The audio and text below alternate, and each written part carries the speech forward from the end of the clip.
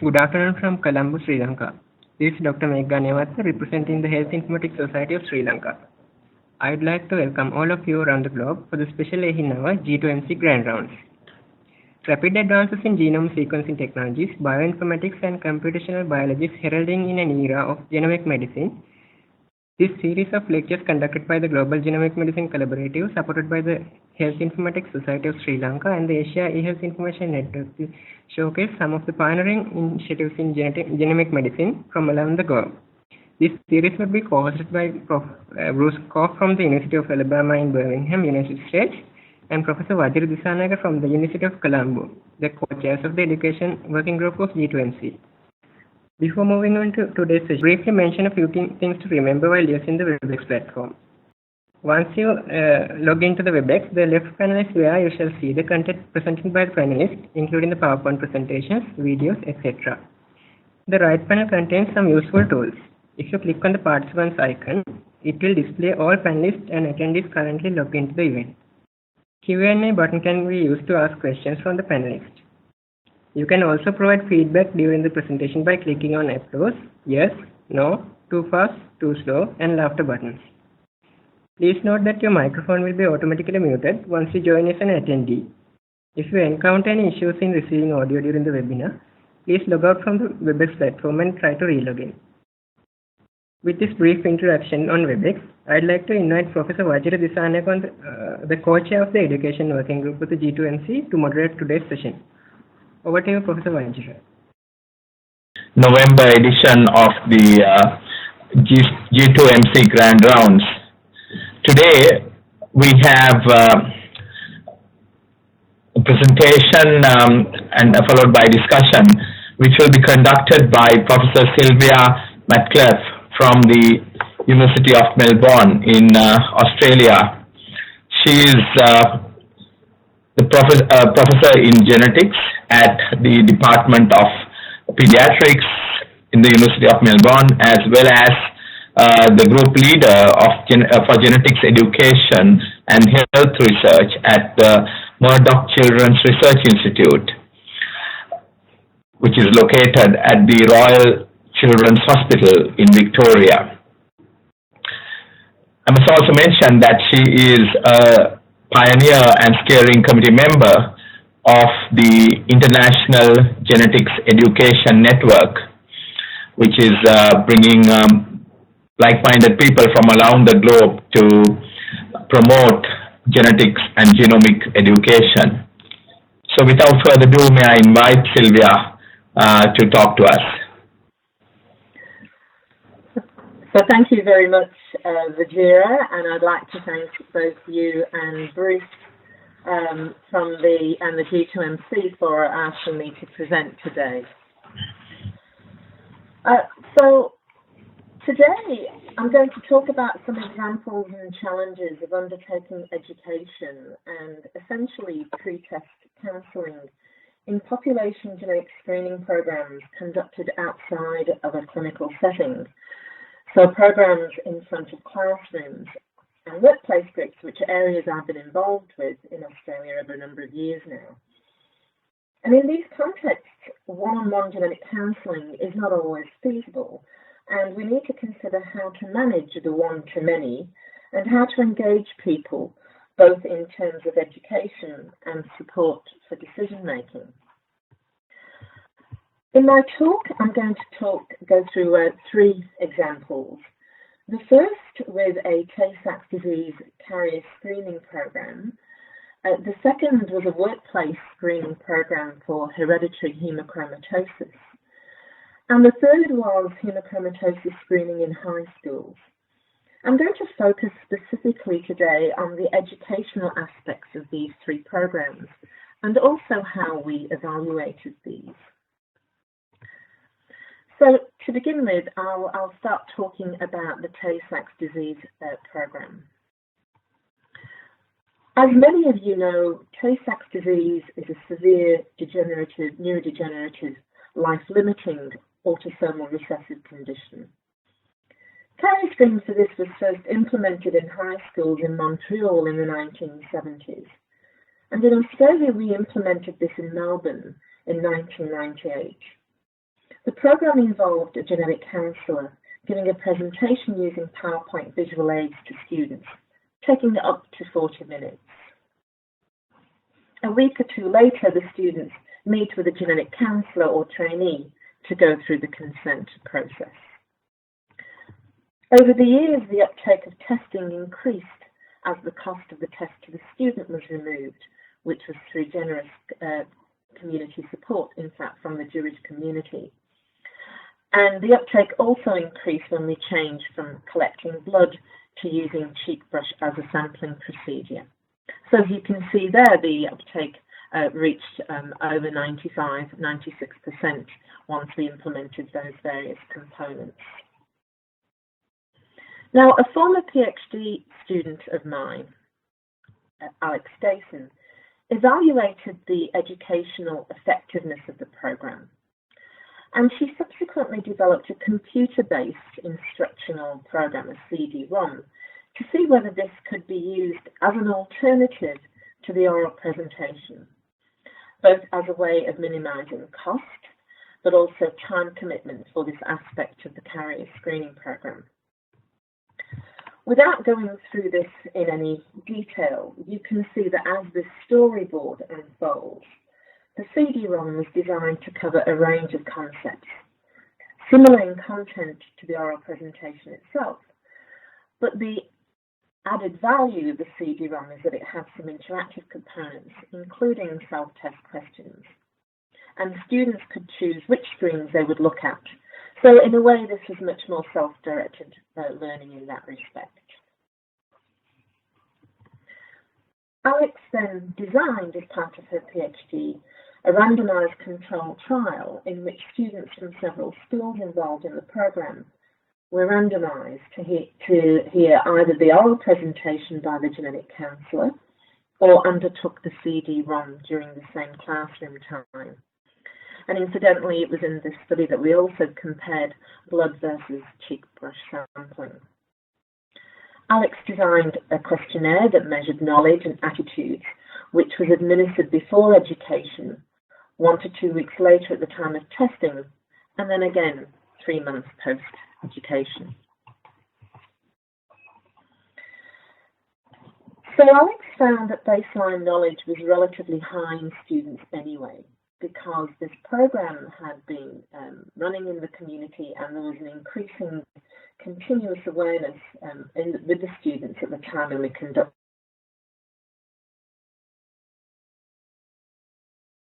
pre-education to post, which was a good thing to see, and this was sustained for 3 months following the education. And there was no difference in knowledge between students who received the oral presentation versus those who undertook the more self-directed computer-based learning. This study showed that the CD-ROM was equally as effective as the oral presentation and could be used as a substitute for the oral presentation for such a program.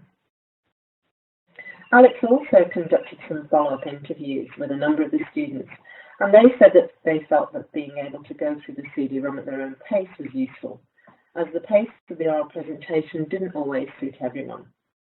On the other hand, of course, with a CD-ROM, that requires that students actually go through the various screens in the resource to be able to be informed.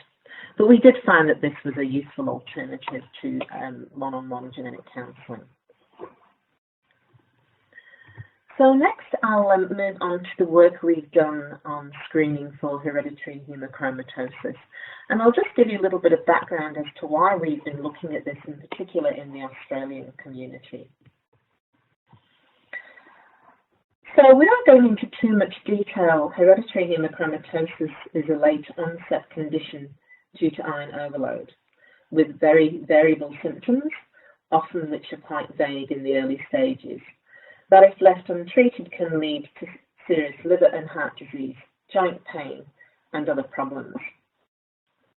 Treatment for this is quite simple, just giving blood either through blood donation as a regular blood donor or through a more formal venesection process. And we know that about 98% of hereditary hemochromatosis is caused by homozygosity of one particular mutation, the C282Y mutation in the HFE gene. And certainly in our population, carrier frequency is very common. It's about 1 in 10 or even less for people of Northern European ancestry, and clearly that represents a large proportion of our Australian community. Penetrance is variable, and this is quoted as anywhere from 1 to 80%, depending on specific outcome measures. So this has been a point of controversy in terms of genotype screening rather than phenotype screening. As a corollary to the work we've been doing here in Australia, there was also a large study that was published in the New England Journal of Medicine in 2008 that showed that serious iron-related liver disease was found in about 30% of males, but much less in females, only about 1 to 2% of females who are homozygous for this mutation. So, in our research institute, we were interested in the practicality of offering genotype screening for hereditary hemochromatosis to a healthy population. And after much discussion and thinking about the logistics of how to do this, we decided to try to do this in the workplace. We received funding to do this, and we made the test free using cheek brush sampling, which was voluntary, of course. We developed education materials which were shown in the workplace, and if people wanted more information or counselling, they were then able to contact us by telephone. A point of interest for us was actually that we were able to reach an agreement with the overarching life insurance industry in Australia, which agreed that anyone who was found to be at risk through the genotyping result would not be impacted in terms of their life insurance premiums, provided they undertook treatment to manage iron levels. And we used a variety of measures in this study that we called HemeScreen. But for this talk, I'm not going to focus on some of these. I'm really just going to focus on the educational aspects, so related more to their knowledge and understanding of hemochromatosis. We approached a wide range of workplace organisations throughout Victoria, and we used a variety of different advertising materials, such as this postcard. We worked with the organisation's human resources and their managers to adapt various approaches for each workplace. Amy Nicelle, our project coordinator, went all around Melbourne and Victoria, ultimately visiting 61 different workplaces, including universities, sporting clubs, banks, and as you can see here, we have some quite interesting settings. So the photographs here show a steel manufacturing company with Amy wearing her hard hat, and the shift workers were actually released off the factory floor to, in this particular case, watch a video which we had on a loop cycle. So with our HemeScreen study, we actually had almost 12,000 people who attended an information session. Now, this actually only represented less than 10% of all employees in those companies who could attend, and I will come back to that later. But of those 11,924 who attended, 11,308 actually performed testing, so they were screened, which is more than 95% of all those who attended to hear about it. So it was clear that a number of these people who we identified as homozygotes on follow-up actually already had frank disease that had not been previously recognised. We actually ended up trying a few different approaches regarding education, including an oral presentation with PowerPoint, or a short video, which was then either shown in a single session or on a loop, as we saw in the previous slide, depending on the requirements and preferences of the organisation. So we really did try to work in with what they preferred to fit in logistically with how the an organisation's REM. In terms of thinking about what the messages were that we wanted to get across, we really tried to get across the idea of risk susceptibility and variability in penetrance. And as the program rolled out, it also became clear that we actually needed to tweak the wording of our questions to ensure clarity. So there was a process of evolving education itself as well as evolving assessment.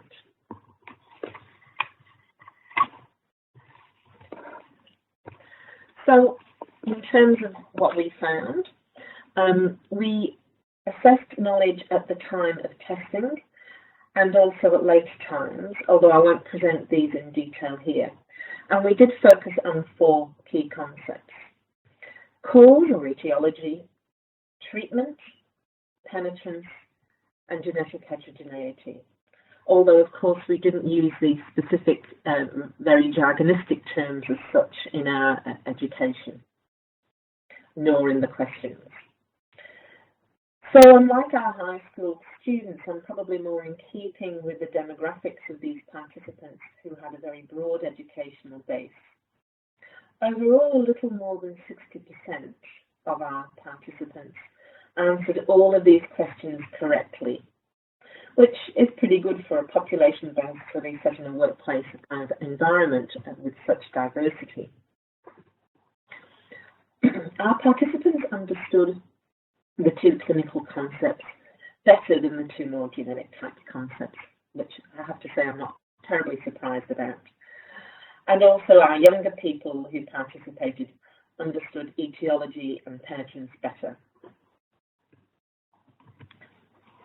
Interestingly, the females tended to do better on the clinical questions, while males did better on the genetics questions, as you can see in this next graph. As one might expect also, knowledge levels were higher for all concepts in those who had university education, which was roughly less than half of our population. And in Australia, we do have quite a large population who are post-secondary educated. So whilst this was a relatively educated community, it wasn't so, it was quite representative of our Australian population. And finally, knowledge around the clinical concepts were the same for both the oral presentation and the video, while understanding of penetrance was better with the oral presentation, whereas the video resulted in better understanding of genetic heterogeneity. So we did have a little bit of a mix there in terms of the types of messages that we're getting across in oral versus video. In a follow-up questionnaire 12 months after receiving results and genetic counselling for those people who were found to be homozygous for C282Y5Y, this group understood 3 of the 4 concepts better than those receiving test-negative results. So for the people who were tested positive, they were able to retain much of that knowledge longer term, which is really the ultimate aim of education post making a decision about whether to be tested or not. So to summarise our heme screen findings, we concluded that overall the programme was acceptable to our Australian public and that education was certainly possible in a one-to-many approach in this type of setting. But we were aware that despite the fact that 12,000 people attended the educational session, this only represented about 10% of those employed by the various workplace organisations. We were able to survey a proportion of those who didn't attend to find out why they didn't attend. And in fact, the main reasons were either because they weren't aware that the programme was being run in their workplace, or because they were just too busy to attend. So with this information, we then started to think about other ways of potentially offering screening for hemochromatosis to the community. And that brings me to my third example of hemochromatosis genetic screening in high schools. And really this was building on our experience with Tay-Sachs disease carrier screening that I mentioned earlier. So we thought that perhaps we could transfer our heme screen program to the high school setting.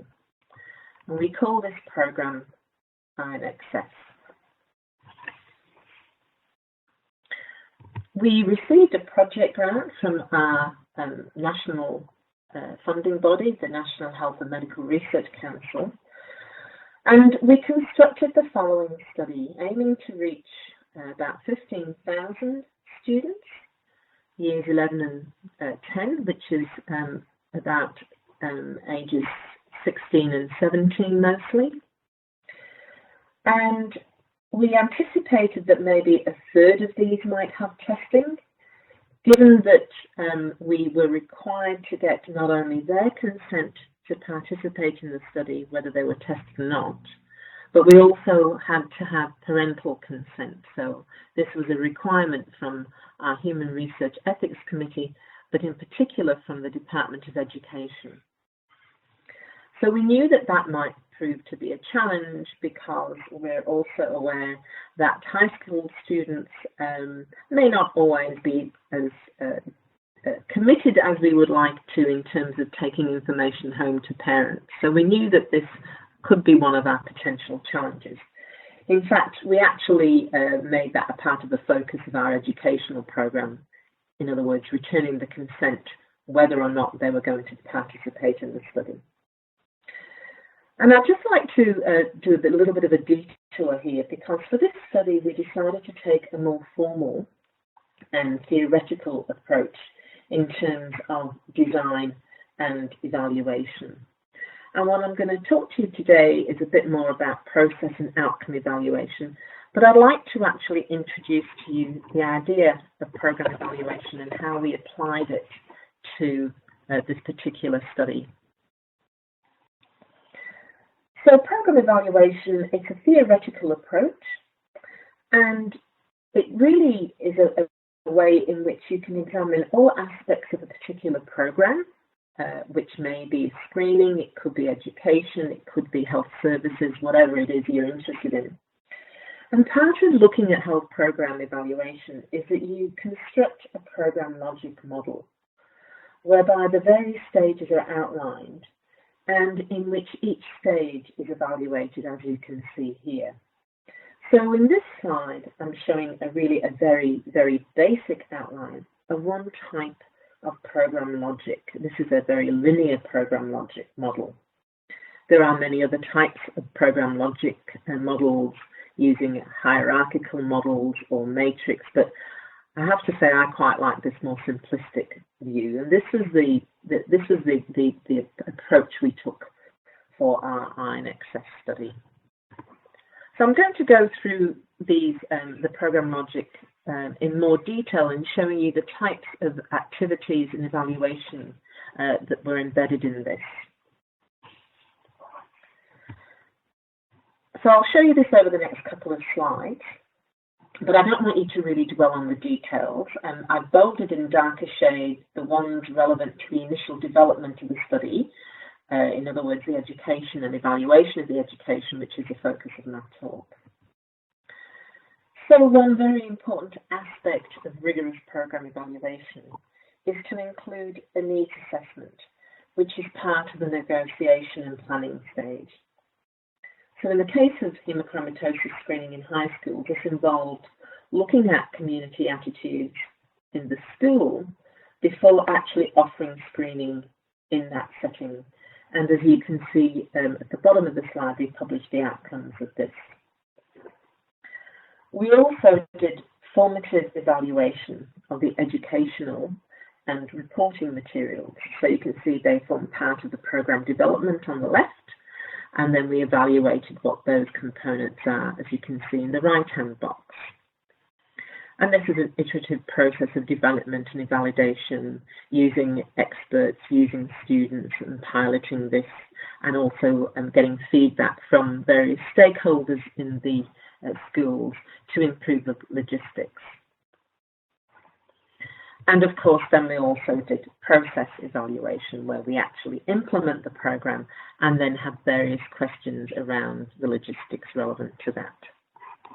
The next slide has some more information here, but for the purposes of this talk, I'm just going to focus on those points that are bolded darker. In other words, the short-term outcome evaluation of awareness and understanding of hemochromatosis by the school community. But in the bigger picture of the study, we also looked at these other short-term and long-term outcomes. So that's really just to give you an idea of the range of things that can be looked at when adopting a program evaluation approach. So let me get on to what we actually did in terms of education. With input from the school community, we developed a website and an educational brochure, which we included in the take-home pack for students. And we also had posters on display in the schools, which, as you can see here, had a major focus on getting students to return their consent form, irrespective of whether they decided to take part or not. So this slide shows the overall study design. So the schools were contacted. If they were interested in participating, there was a visit by our team to the school to set up logistics and so on, work out what would work for the school. And then we had the education day, during which we showed a video, which I will show you in a moment. And then 2 weeks later, the project team would go back to the school, gave a much briefer, really just a quick refresher education, very, very short video. And we then administered questionnaires to students who had returned their consent forms and agreed to be in the study. No consent form, couldn't even complete the questionnaires, let alone be tested. And then those who wanted to be tested provided a cheek brush sample. We gave follow-up questionnaires at 1 month and 12 months to all of our test-positive students, those who were homozygotes and also the heterozygotes. And we also sent questionnaires to a sample of test-negative students. And we actually interviewed these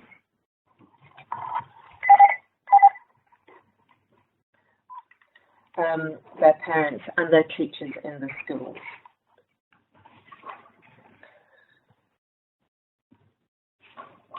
So for the iron access study, we decided we would develop a very tailored video as our main educational component.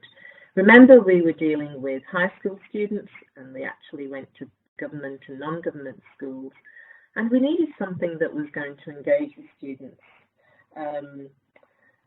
in a way that would make them interested enough to participate in the study, whether they were tested or not. And this really was a complex education intervention because, as well as the video, of course, we did have the brochure and the website. We worked with a professional company. In fact, they were actually known to our project coordinator, Michelle Wolfhausen, and that was actually a helpful aspect to development of the video. This company had previous experience in making videos for adolescents and young people, and that was really quite critical. So together with Michelle, they developed the script with feedback from the rest of our research team. We used professional actors for most of the video, and we had iterative feedback on the script and the video itself from members of our target audience, so students and teachers and so on.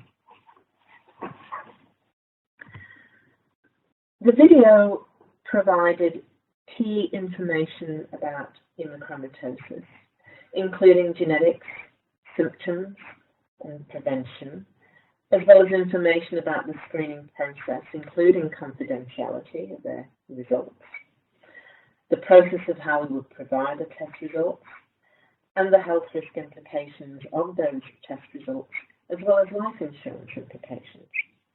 And for this, we created a doctor character to describe some of these concepts. We really focused on trying to get the students to return the consent form, and we decided to create a soap opera. set in one of the schools using the actors to play high school students. So this is quite an innovative aspect to the educational video. And in fact, we deliberately made the characters somewhat stereotypical. And as you might see when I showed some of the video, it involved a fair bit of hand acting. So it was meant to be funny, humorous, as well as engaging.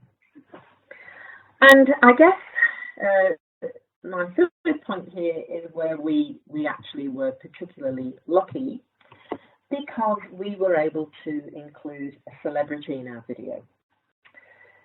We'd already finalised filming when one morning Michelle, our project coordinator, heard one of our well-known Australian comedians and radio hosts announce that he'd just been diagnosed with hemochromatosis. So after discussing with the research team, she contacted the radio station, who put her in touch with this comedian, whose name is Dave Hughes, who agreed to participate. So we filmed him say a few words at the start and the end of the video, although we didn't actually script him as such. So I can't show all the video, and I've edited just a few minutes worth.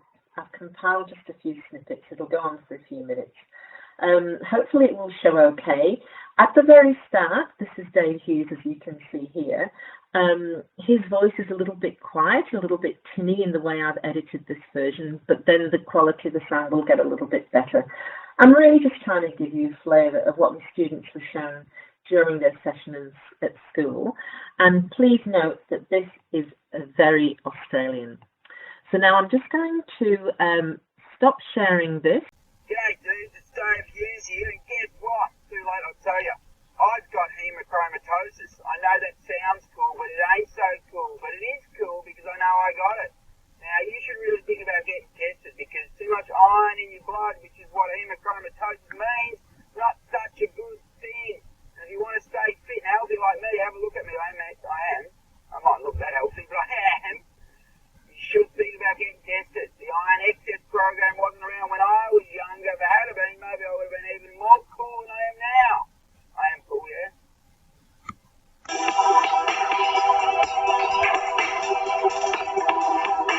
Hello, my name's Dr. Hipstein. You might remember me from certain Year 7 sex education films such as Where Did All This Hair Come From? And Why Does My Voice Sound Like I've Been Living in the Desert for the last 5 years?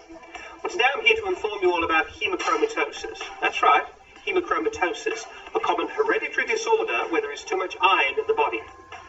Usually when we eat food containing iron, our body absorbs what it needs and the excess is passed through the system. In people with hemochromatosis, this doesn't work properly and they continue to absorb iron from food even though their body has had enough. If untreated, over the years, serious health problems can develop. Luckily, with treatment, these problems can be easily prevented. About 1 in every 250 Australians has hemochromatosis, and the study will offer you the opportunity to find out if you have a high risk of developing this preventable disease. Now, instead of boring you with all the facts, I thought we'd try something a little different. I've rounded up some mid-20s actors to play teenagers, giving them all stereotypical characters to play out, and entitled the video, Show Me Your Consent Forms. Now, if that doesn't hold your attention for more than 20 seconds, let's introduce our characters. Screening your genes for diseases is a good idea. Yes, well, it's all well and good to take the test, but they're using our DNA. I don't want to be the 11 secret herbs and spices in some weird biological hot pot, and I don't want their grubby scientific hands on my genes. Well, at least think about it. Right, I'll think about it. You will? Oh, I knew you'd come around eventually. Brett! This is what we'll be testing for using the cheek brush samples. People have a low risk of developing hemochromatosis if they have none or one copy of the altered gene. It's still possible for these people to develop higher than normal iron levels, but it is very unlikely. Other people, however, who have 2 copies of the altered gene have a high risk of developing hemochromatosis. Most people in this group will develop higher than normal iron levels. By wiping the end of the cheek brush against the inside of both cheeks vigorously for 10 seconds on each side, it will provide us with a sample of your DNA. We will then use this sample to find out whether you have 2 copies of the altered gene. If you have 2 copies, we'll offer to monitor your iron levels, and if they become raised, we will recommend that you donate blood regularly. If you want to participate in this study, you'll need your parent or guardian to sign the consent form. We'd also like all of you, even those who don't want to take the cheek brush test, to fill out a short questionnaire about the information that we've given you. In order for you to take the questionnaire, your parents will also need to sign the consent form. If you choose to have the test, all information relating to your participation in the study will be completely confidential. The results will be mailed, or in some cases, phoned through to you at home in about 8 weeks after you've taken the test.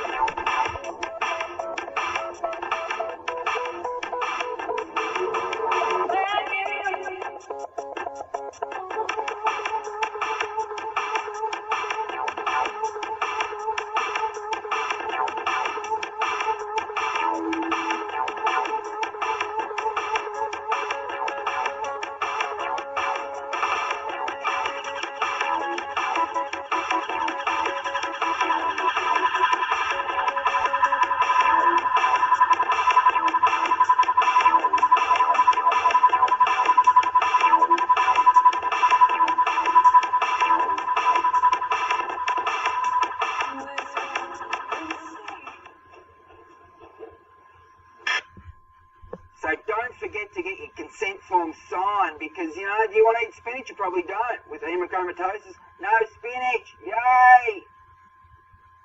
Full of iron, that's why you don't want that.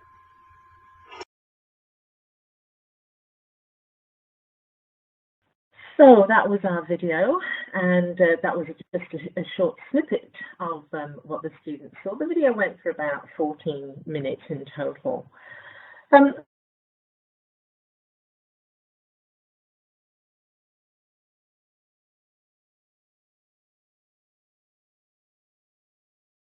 To tell us what they thought. And generally, the comments were very positive. Here are some examples. So this student thought it was pretty informative, better probably than just drilling facts into them. They thought that was a more effective way of getting the information across. Their views was, of course, a big hit for the students, and that was across the board. Everyone was really very engaged with having a celebrity who not only had encouraged them to participate in the study, but who had actually been diagnosed himself. So that was really something that impressed them indeed. They thought it was funny and that the message came across, but not everyone thought it was good. Not everyone was so excited. This person thought that a few people were bored by it. And what did the teachers think? Well, again, on the whole, the teachers thought it was very good from not just their perspective, but also that they thought that the kids, when they were watching the kids, they could see that the majority of them were engaged and enjoyed it. This particular teacher said that the physical ed teacher at the school had commented it was the best promotional health issue video that they'd ever seen. And they liked the fact that we designed the storyline such that it was clear that students had a choice about what they wanted, whether they wanted to be tested or not, and what the impact would be. But again, not every teacher thought so.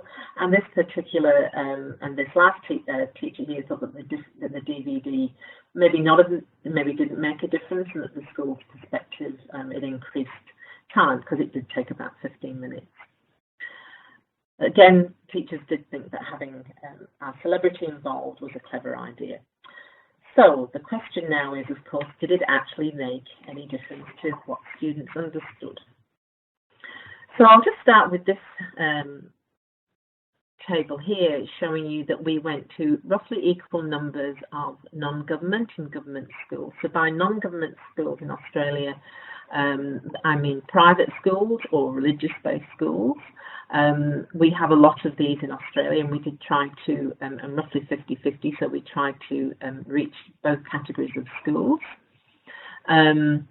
You can see that in terms of the numbers screened, that was less in the government than the non-government schools, which also reflected fewer consent forms being returned. And as I said to you earlier, getting students to return a consent form at all is actually quite a challenge.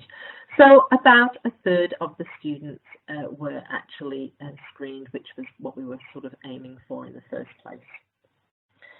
But how did they perform educationally speaking?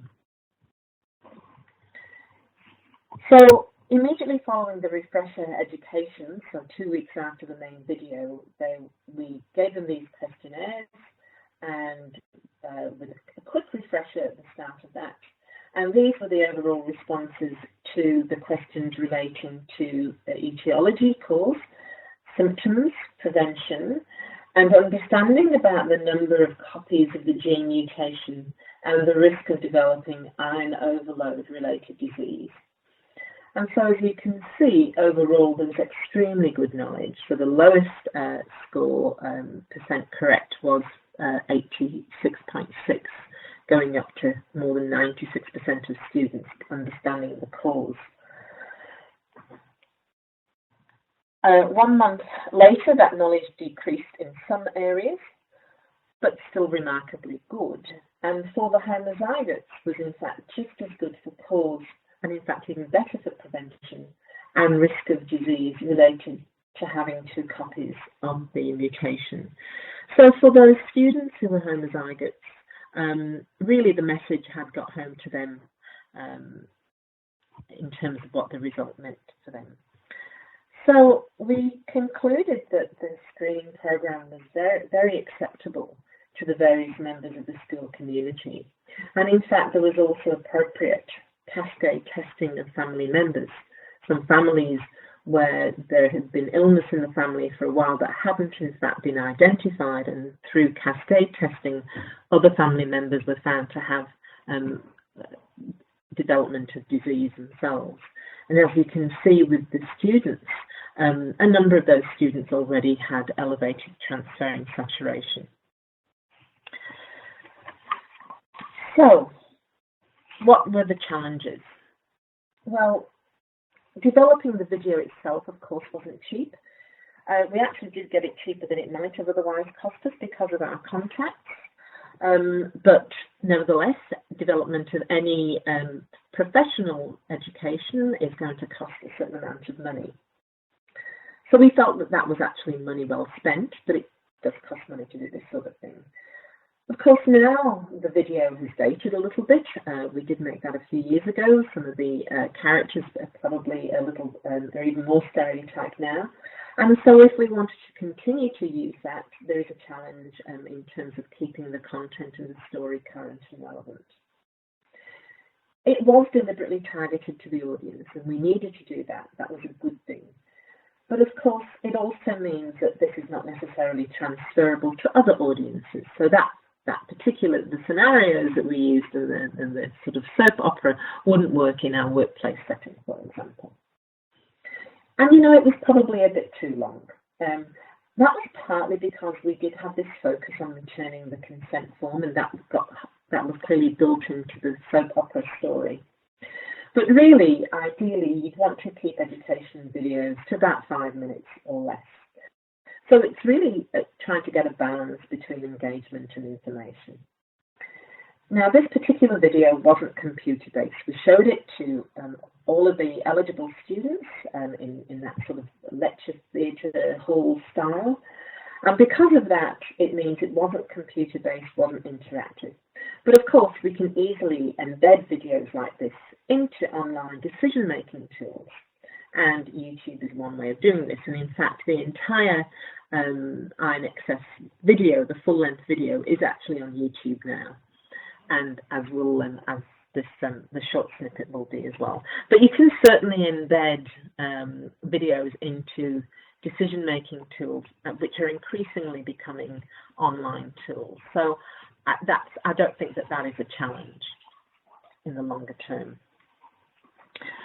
So I've come to the end, and I'm going to finish by summarising and saying that there are ways of educating large groups effectively which don't require one-on-one counselling.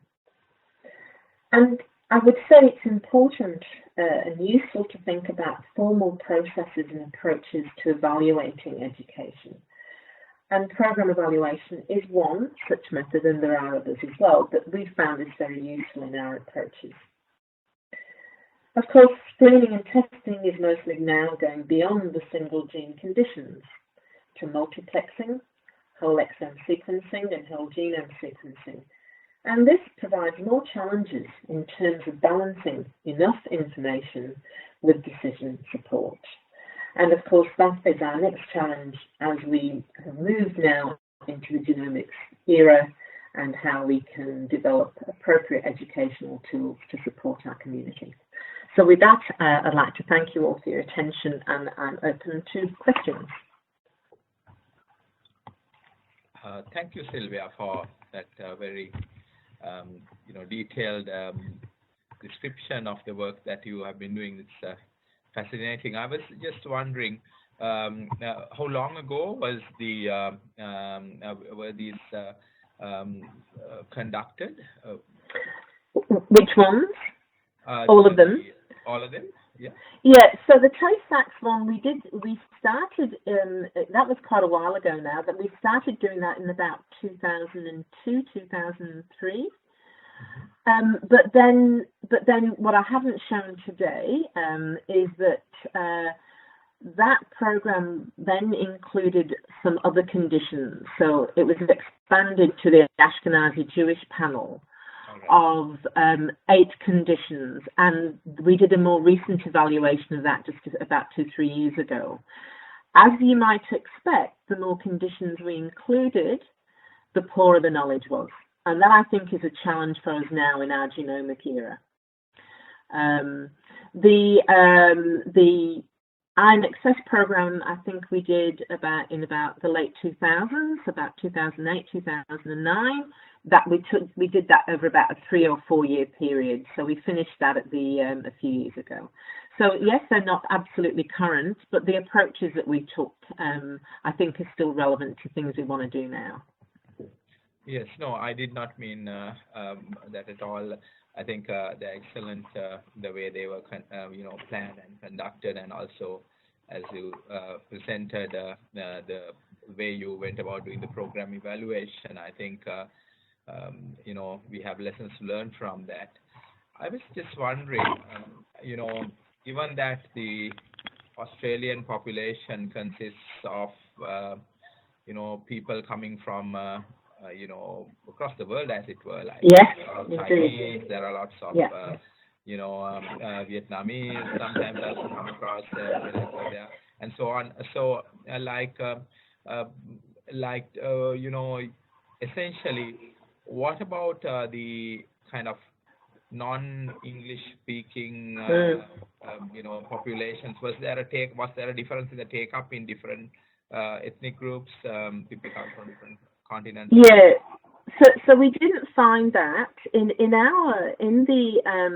heme screen and the INXS studies. Even though it's clear that you are at greater risk of being homozygous if you're from Northern European background, we actually did have quite a lot of people from different multicultural backgrounds, Chinese, Vietnamese, take the test. Of course, they were found not to have the mutations, but they were still able to participate in the studies in both the schools and in the workplace. They were pretty much all, though I would say, English speaking, because they were in those environments where they are requiring to speak English. But they certainly participated in our studies. Yeah. That wasn't, we didn't exclude them from participating. It's just that their genotype was less likely to be less common for them. All right, because I just noticed that in the I think in the the workplace study, the detection rate was lower than that in the school-based study. So so I was wondering whether there were differences. Yes. So I think one of the challenges with the workplace study was just the fact that 10% of people turned up to hear about it. So in many ways they were a self-selected group who decided they wanted to know more, and when they heard about it, then they got tested. I think you're absolutely right that of all of those people who didn't turn up, there may very well have been a much higher population of people who had different multicultural backgrounds.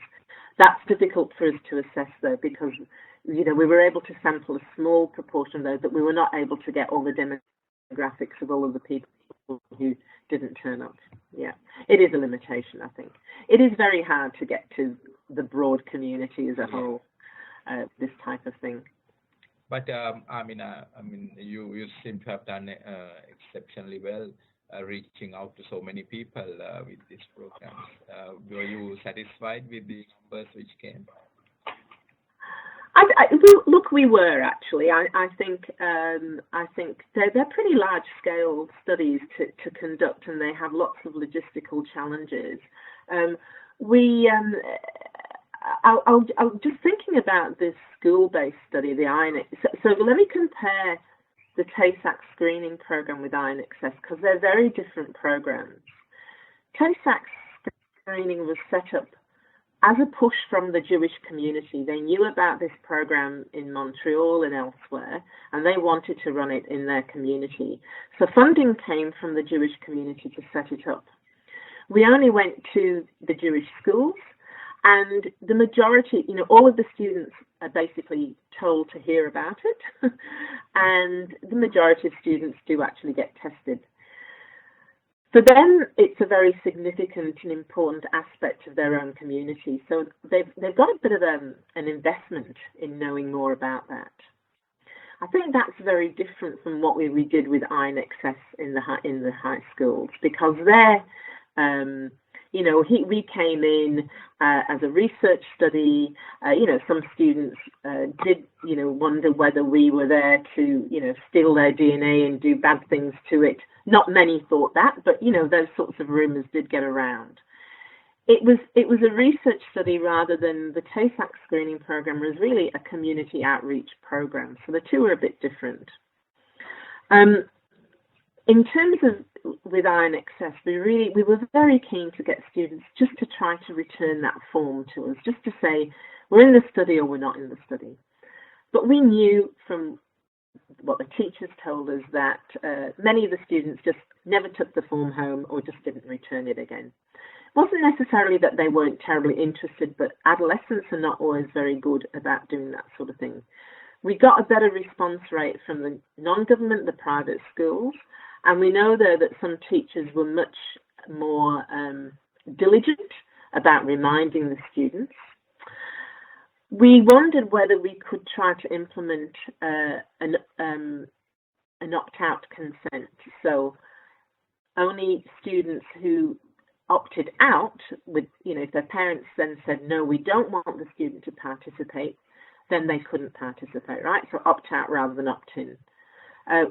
The Department of Education would not let us do that. And that's because we were doing genetic testing. So we accepted that, and so we had to basically go along with that 30, that lower return of consent form than we would have liked. Challenges of working with adolescents, I suspect. Yeah, yes. We have a question. Did you at any point look at the cost effectiveness of this type of screening program? Yes, we did. We did do cost effectiveness for the heme screen, and that has actually been published.